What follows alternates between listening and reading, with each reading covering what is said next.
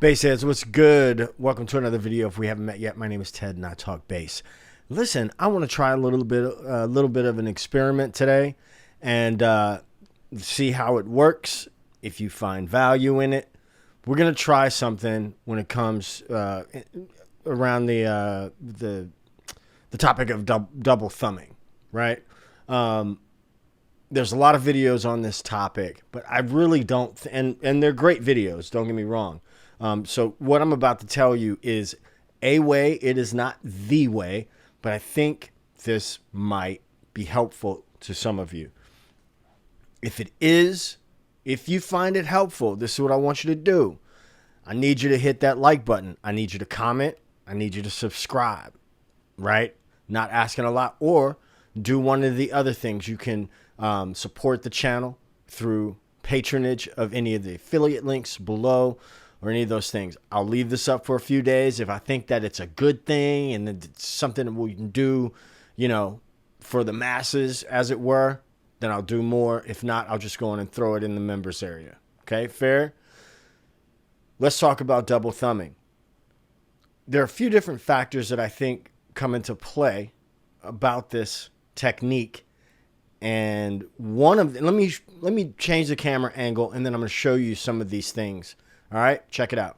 The first thing I want to talk about is really the setup of the bass, right? If your strings are too low or too high, it's going to give you problems, right? If the strings are too low, then you're going to miss it. If they're too high, your thumb is going to get, more often than not, going to get stuck when you're coming back on the upstroke. All right. So that's the first thing, is to check out your saddle height. See, check your neck relief, all that stuff. Make sure your bass is, set up correctly. That's just a thing, right? Also, the next thing, the physics of it, right? We're further to the edge of the neck, and we're doing this downward motion coming from physically above, but lower in pitch, above the string, coming down to where our thumb will rest on the adjacent string. Okay? That's the next thing.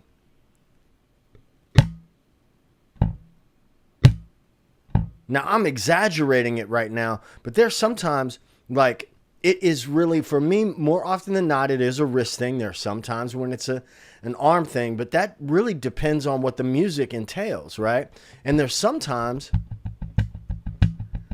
when it's back here, which is why I took off that very sexy plate that was on here, but I took it off because in the way that I play, I need that space, right? So what I'm going to do is I'm going to put on a drum loop.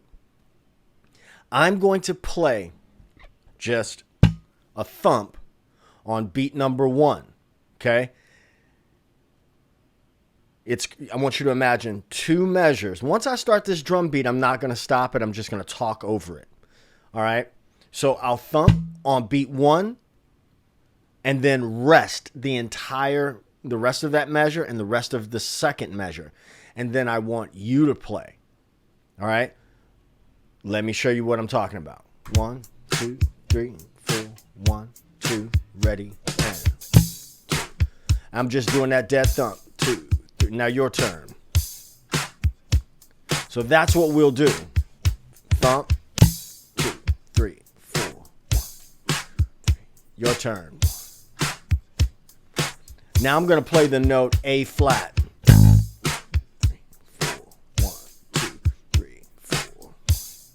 Your turn. 1. My turn. Your turn. Now, remember, I'm not going to stop the beat. Now what I'm going to do is I'm going to go down on beat 1 and up on the end of beat 1. If you want to listen a couple of times, do that. That's cool. Okay? 1, 2, 1, 2, ready, and 1, 2, 3, Your turn. Ba-da, 3, 4. My turn. Your turn. Ba-da. My turn.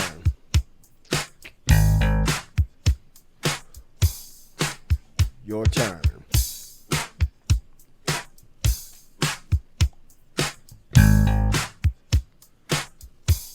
Your turn. Now let me talk out the next thing I'm going to do. I'm going to go 1 E and. Okay? So 1 E and is going to be down, up, down. Okay? Because I'm starting with the downstroke. Okay? 1, 2. 1, 2, 3, 4. 2, 3. Your turn. Ba-da-da. My turn.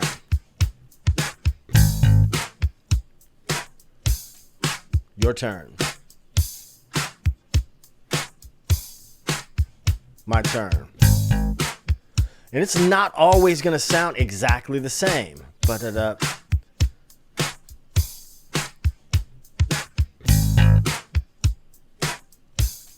Your turn. Ba-da-da. Now I'm going to do 1 E and So down, up, down, up. 1, 2, 1, 2, 3. Your turn. Ba-da-da-da. Now my turn. That was weak. Your turn. Ba-da-da-da. My turn. I missed that first thump. Your turn. Ba-da-da-da. My turn. Your turn. Ba-da-da. My turn. Your turn. Ba-da-da.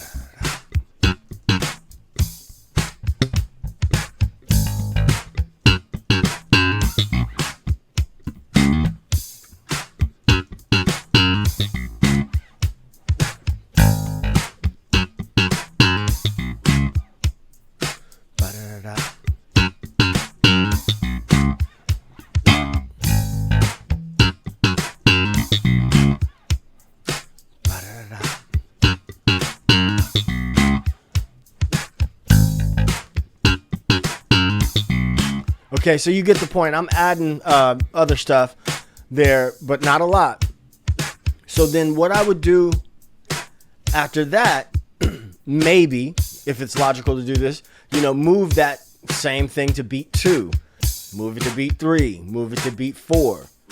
Okay? You can also, I talked about this in a live stream not too long ago.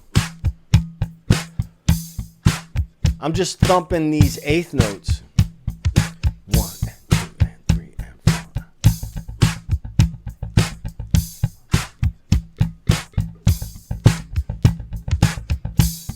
And 3 and 4 and 1 and a 2 and a 3 and a 4 and a 1. 1 and a 2 and a 3 and a 4.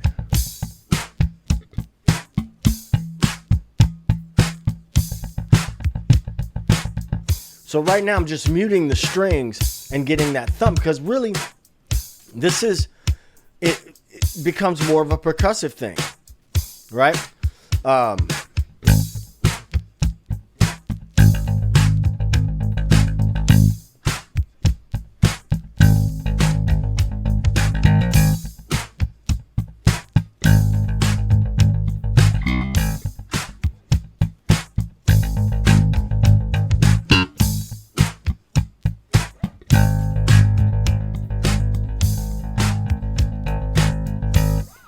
Just using that, I'll stop the beat now. I'm just using my thumb in the same way that a guitar player would use a pick. So I think what we want to do is understand that downward motion, because you need to come down. You can't bounce off the string and make this happen. You have to strike through the string to come up. And depending on the bass, the pickups, the setup of the bass, and how you strike that string, you know, I'm not going to sound like Victor Wooten, or the bass tone of this, you know, bass modeled after a 66 jazz bass is not going to sound like, you know, Victor Wooten's high-end Fedora, right? It's simply not going to do that. And so, you know, kind of suspend what your expectation is, and understand that basses are going to sound different. You may need to address your setup, but play around with different places where you do this. Obviously, you know, you might not do it here, or you might, I don't know, depending on what the music called for. But you got to find the sweet spot on your bass where that thing is going to make sense, right? And we're just talking in this video, just talking about the up and down motion of the thumb, right? Start off with quarters, then bring eighth notes into it, then do your 16th notes, then get into your triplets, right? Like, be a little bit systematic with it. What I want to know is if this style of video is something that you like. All right. Is it something that you find value in, where I play something, you play after me, and then it's a little bit more interactive? I want to know from you. So drop me a comment below this video. If you like the video, like it. If you had not subscribed, it doesn't cost you anything to subscribe, and it helps me out, helps me know what content to make for you guys. All right. So with that, if you have any questions, also leave them in the comments. I'll catch you in the next video. Peace.